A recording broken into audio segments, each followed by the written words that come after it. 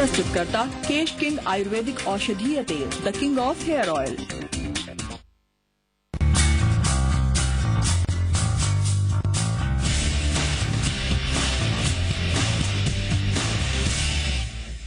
नमस्कार, आप तमाम लोगों का स्वागत है और thank you so much CM साहब, आप हमारे इस कार्यक्रम में आए और आपने इस कार्यक्रम में भाग लिया। मेरे साथ दिलीप तिवारी हैं जो एमपी मध्य प्रदेश और छत्तीसगढ़ के चैनल हेड हैं। मेरा सबसे पहला सवाल, पिछले 12 सालों से आप यहाँ पे शासन कर रहे हैं लगभग, और मध्य प्रदेश पर एक तमगा होता था कि एक बीमारू स्टेट है। बीमारू स्टेट से एक विकास की रोड पर आप इस स्टेट को लेके आए हैं। 12 साल बाद आपको लगता कैसे है? 12 साल में मध्य प्रदेश ने विकास की कई मंजिलें तय की हैं।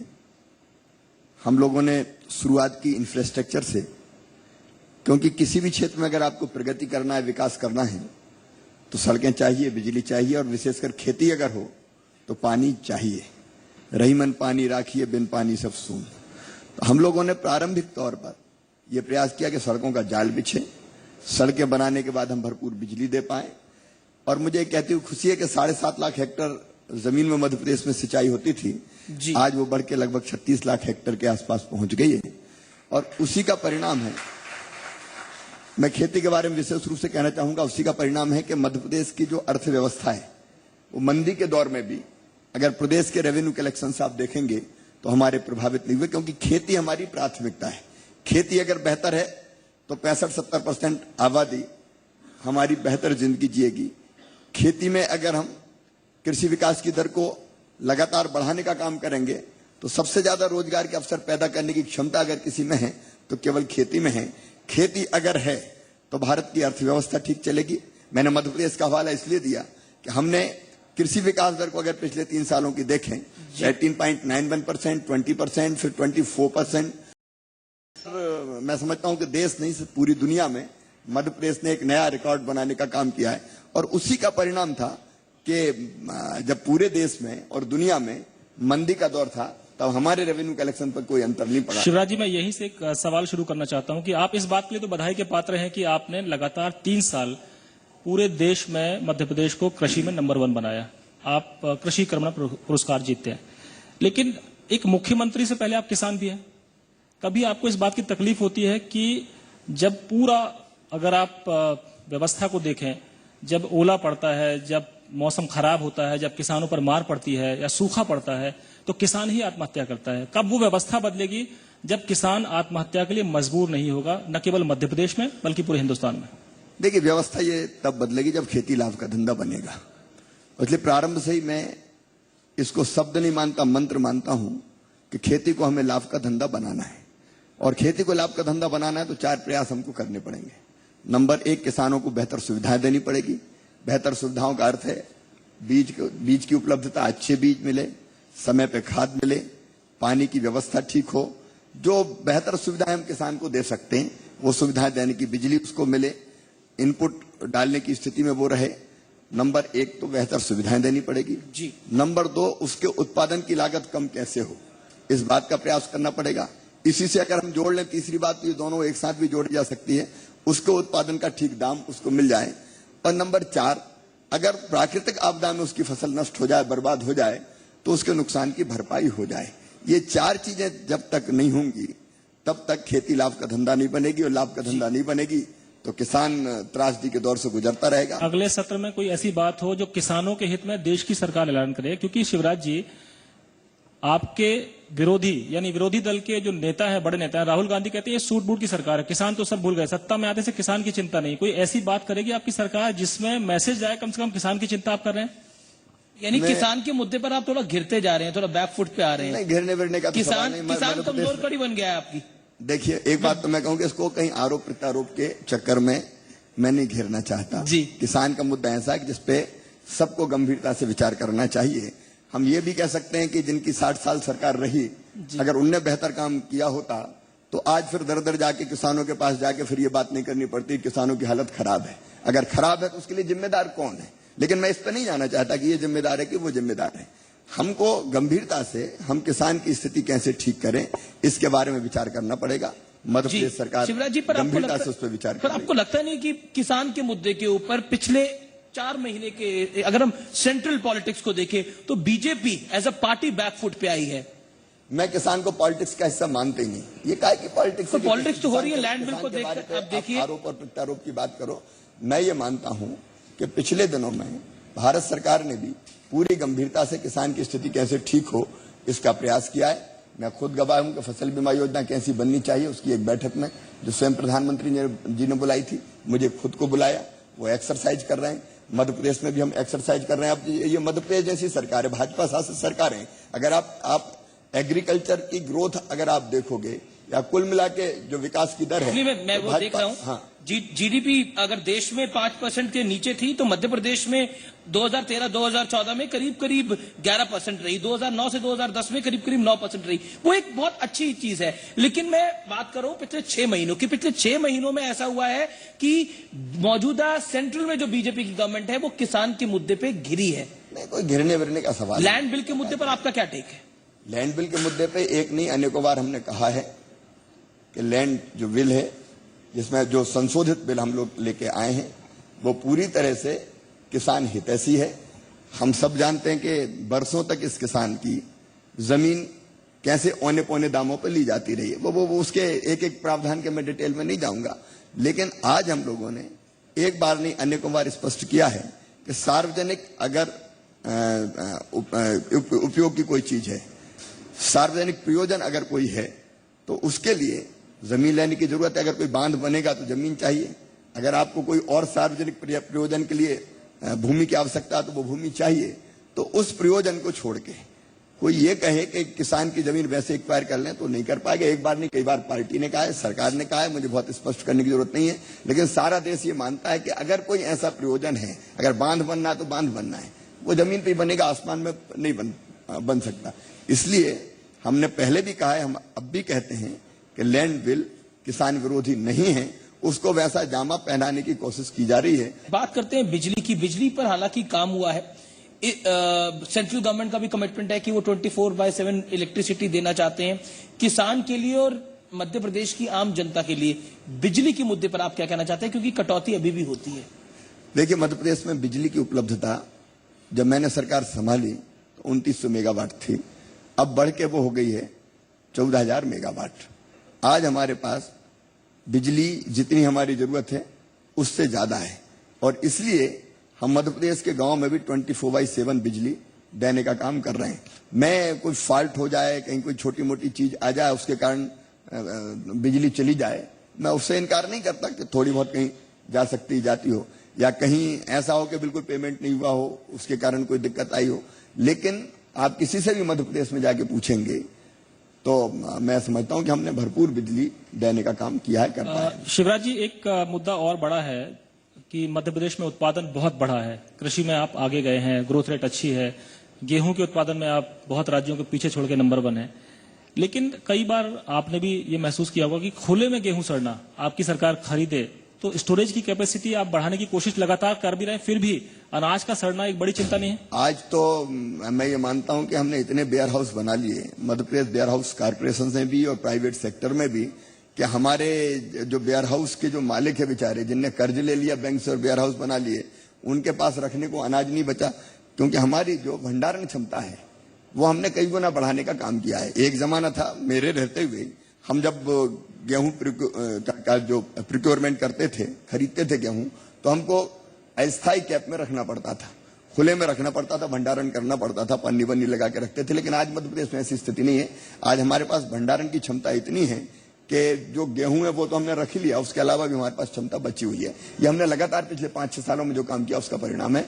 अब तो हमने साइलो बनाए हैं जिनमें हजारों टन गेहूं एक साथ भरा जा सकता है। तो हमने अत्याधुनिक टेक्नोलॉजी का इस्तेमाल करके भी और पीपीपी मोड में भी इस भंडारण की क्षमता को बनाने का काम। जी, एग्री ग्रोथ में मध्य प्रदेश ने एक बहुत बड़ा लैंडमार्क हासिल किया है, 20% की ग्रोथ, और ये देश में बहुत ज्यादा है, इसमें कोई दो राय नहीं है।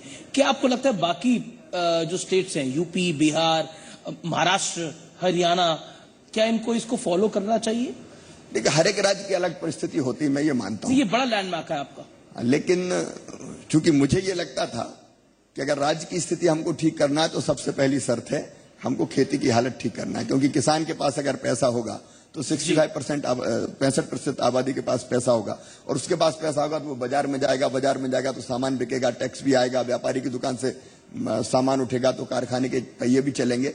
एक पूरा का पूरा चक्र है। तो मुझे लगता है कि हमने उस स्थिति को समझ के मध्य प्रदेश में खेती को बेहतर बनाने की हमने कोशिश की है, और मुझे लगता है कि भारत को अगर प्रगति और विकास के पथ पर ले जाना है तो ये बात सही है कि निवेश भी आना चाहिए, बाकी क्षेत्रों में प्रयास होना चाहिए, लेकिन प्राथमिकता केवल खेती और खेती होनी चाहिए। जी, क्या आपको लगता है कि, मैं आपसे राय ले रहा हूं, 1 साल की मोदी सरकार हो चुकी है, Indian economy as a CM of Maharashtra, as a CM of Madhya Pradesh, क्या आपको ऑन राइट ट्रैक दिखती है? निश्चित तौर पर जो अर्थव्यवस्था पटरी से उतरी थी वह पटरी पर आ रही है, और चारों तरफ आशा के संकेत मिल रहे हैं। मध्य प्रदेश में कुछ नौकरियां बढ़ती हुई दिखती हैं आपको? देखिए, नौकरियां 2 तरीके से बढ़ती है। रोजगार के अवसर हम कहें, क्योंकि हर चीज नौकरी नहीं कही जा सकती। एक तो ये नौकरी होती है कि आप शासकीय क्षेत्र में कितनी नौकरी के अवसर पैदा आपने किए, वो एक क्षेत्र होता है। उसमें लगातार मध्य प्रदेश में लगातार भर्तियों का क्रम जारी है, लेकिन हम सब जानते हैं कि केवल उसमें आप सबको रोजगार उपलब्ध नहीं करा सकते, और इसलिए आपको बाकी क्षेत्रों में, जैसे मैंने कहा, स्वरोजगार का क्षेत्र बहुत बड़ा क्षेत्र है। तो स्वरोजगार के क्षेत्र में हमने कई तरह की योजना बनाई, गरीब से लेके और आपके उद्योग लगाने तक के लिए। उनका ब्यौरा मैंने थोड़ा सा आपको देने की कोशिश की है। हमने इसके अलावा, अब जैसे खेती में अगर खेती ठीक होती है तो बाकी लोगों को रोजगार और काम धंधा मिलता है, फिर अगर सड़कें बनती है, डैम्स बनते हैं, रोजगार के अवसर पैदा होते हैं। मध्य प्रदेश में अब आईटी इंडस्ट्री आ रही है, रोजगार के अवसर पैदा होंगे। मध्य प्रदेश में निवेश तेजी से आ रहा है, रोजगार के अवसर पैदा होंगे। तो रोजगार का अवसर, अगर आप रोजगार की बात करें तो नौकरियों से भी आता है, और नौकरी से इतर बाकी क्षेत्रों में भी। आपको यानी अच्छे दिन दिख रहे हैं आपको? निश्चित तौर पर हम अच्छी दिशा में काम कर रहे हैं और अच्छे दिन दिखाई दे रहे हैं। शिवराज जी, आपकी सरकार कृषि महोत्सव मना रही है।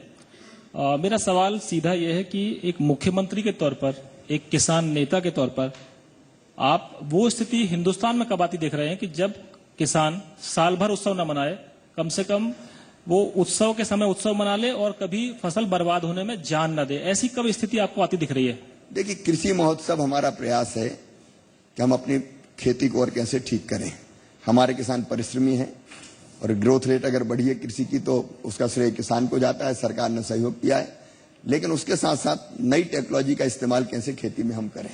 अब एक समस्या और हमारे सामने खड़ी है कि गेहूं का उत्पादन, चावल का उत्पादन इतना है कि भंडार भरे पड़े हैं।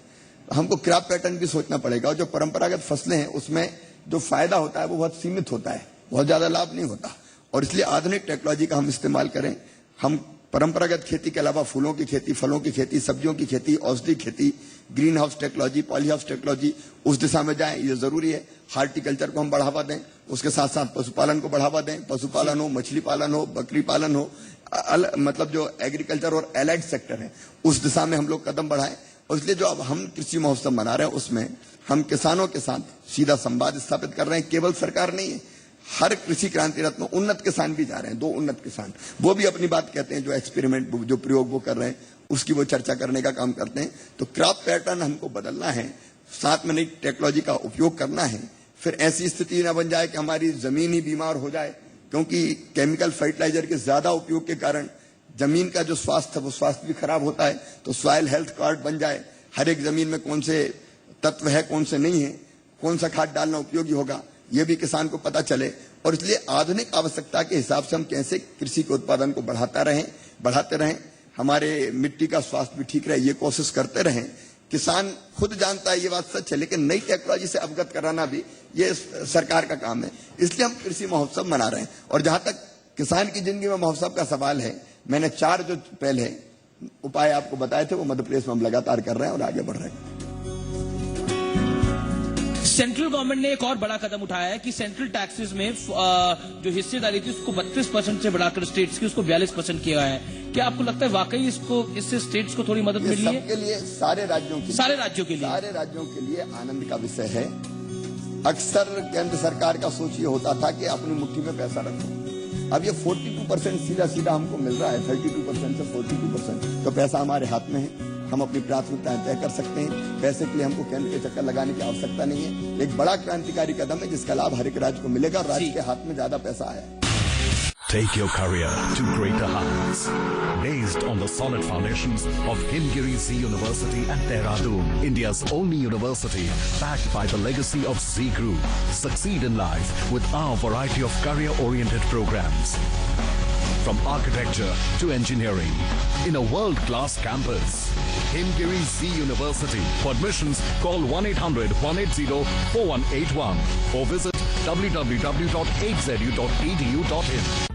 Get online today with a new .com website and email for just ₹99 per month. GoDaddy. Cash king Ayurvedic तेल जो बना है 16 खास आयुर्वेदिक तत्वों से। रखे मेरे बालों का ख्याल और बाल रहे लंबे, काले और घने। Kesh king, the king of hair oil. Dish to HD Plus, maximum HD channels, including your Bhabhi's favorite. वो तो इतनी खुश है कि Darling, cupcakes are ready. Cupcakes मेरे लिए वो ऑर्डर कर ले। अब क्रिकेट के साथ पाएं मैक्सिमम HD चैनल्स। आप भी हैप्पी और फैमिली भी। मेरी जिम्मेदारियां मेरे सपनों को नहीं रोक पाएंगी। I will not let my shift stand in the way of my ambitions. At Symbiosis, we help you complete your education anytime, anywhere through its convenient distance learning programs. Symbiosis Center for Distance Learning. Education for all. If Carlsberg did fridges, they would probably be the best in the world. But you know what we do. Carlsberg Club Glasses, probably the best in the world.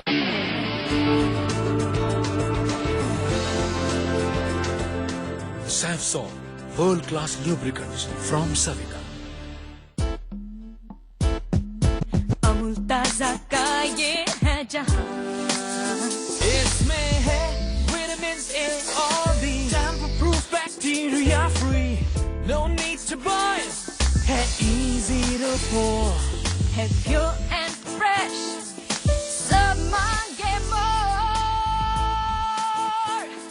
हमेशा fresh, Amul ताजा हमेशा fresh.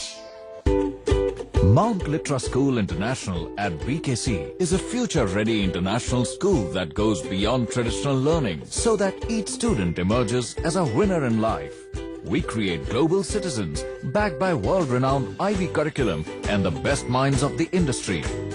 Mount Litra School International, Mumbai. Admissions open for playgroup to class 7. Call 9930441459 or visit www.mlsi.in. चलिए शिवराज जी, इस दौर में बात कर लेते हैं थोड़ी योगा की। कहा जाता है कि आपको योगा से बहुत प्यार है और इंटरनेशनल योगा डे भी आ रहा है, और ये भी कहा जाता है कि अपने कैबिनेट मंत्रियों के आप ही योगा गुरु हैं।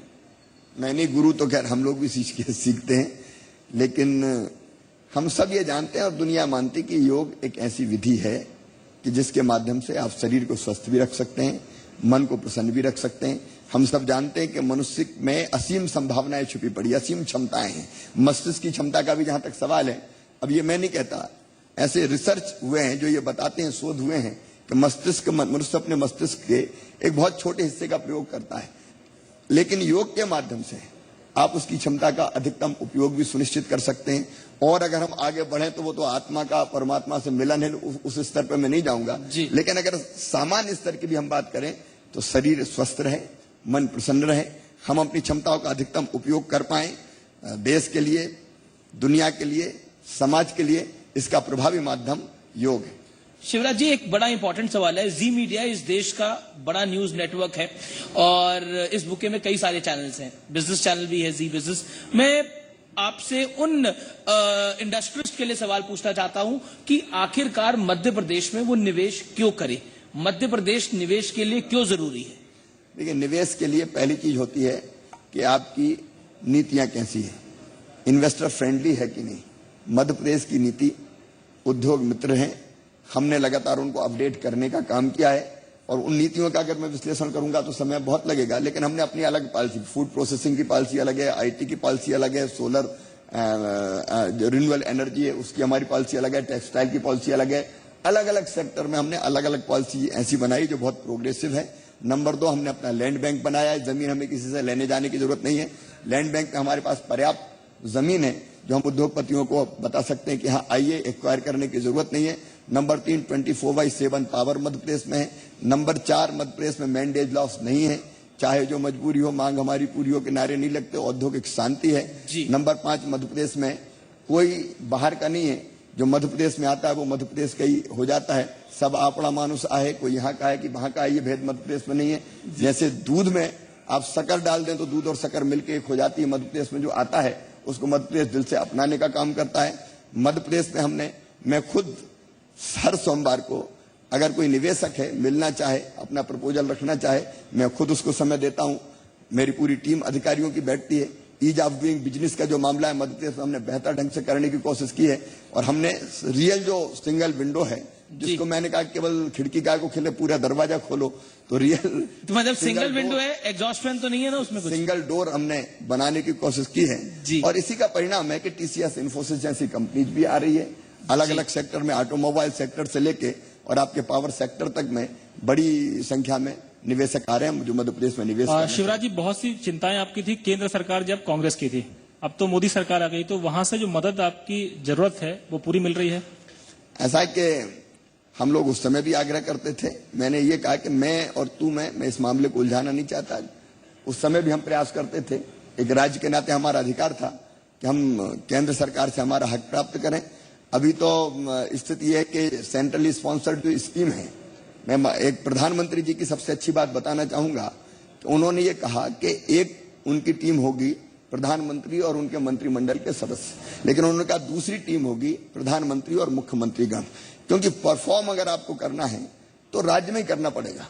राज्य अगर प्रगति और विकास करेंगे तो देश प्रगति और विकास करेगा। तो उन्होंने इस स्थिति को बदलने की कोशिश की है कि मुख्यमंत्री अलग है, प्रधानमंत्री अलग है। उन्होंने तो नीति आयोग में सभी मुख्यमंत्रियों को सदस्य बनाने का काम टीम किया इंडिया है, की बात हो रही है। और टीम इंडिया उन्होंने बनाई।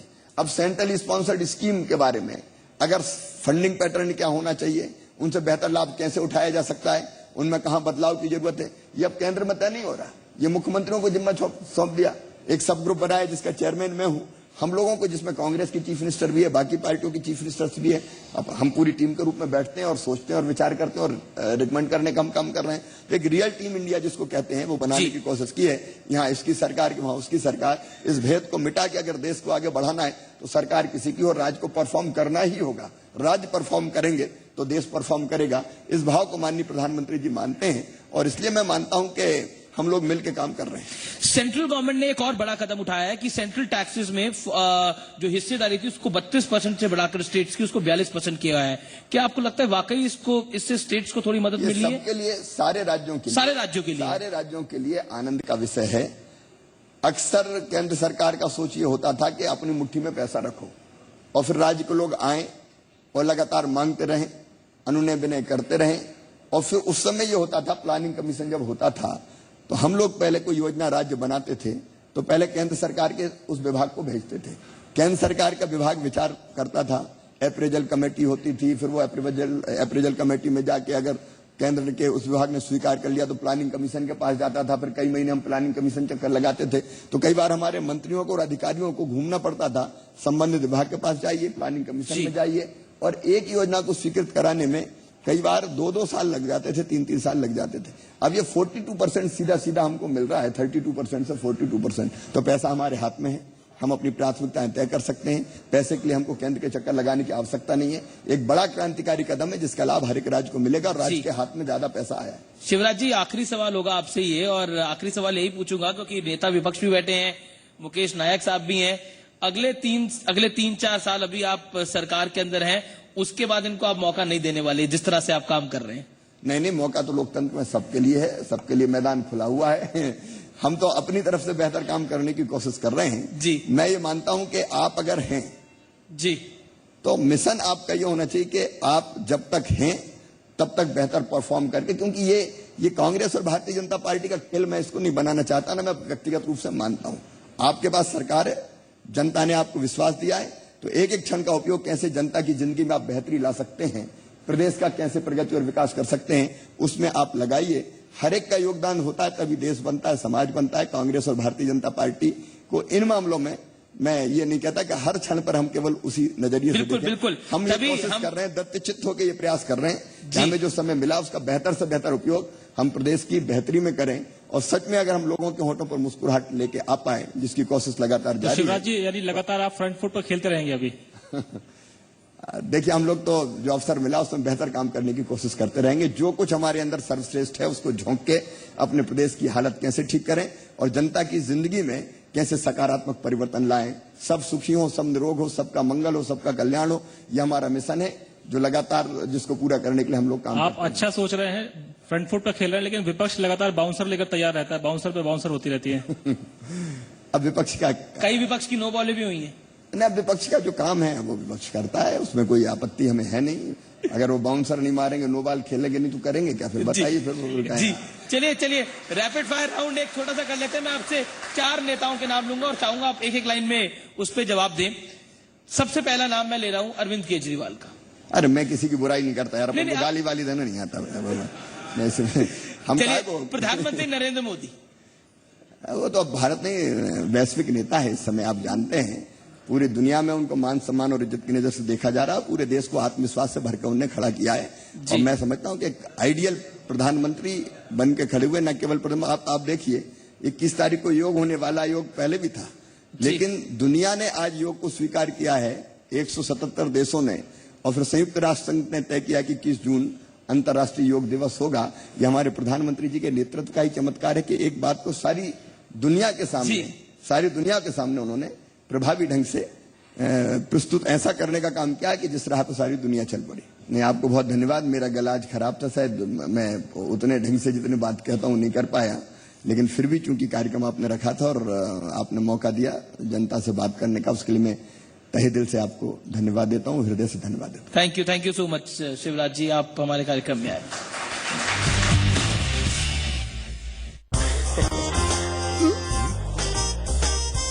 क्या हुआ? देखो ना कितने सुंदर बाथरूम फिटिंग्स हैं, रंग फीका पड़े बिना बिल्कुल नए जैसा। नमकीन पानी में भी जंग नहीं पकड़ता। हमने बेकार में मेटल फिटिंग्स पे खर्च किया। ये है वाटर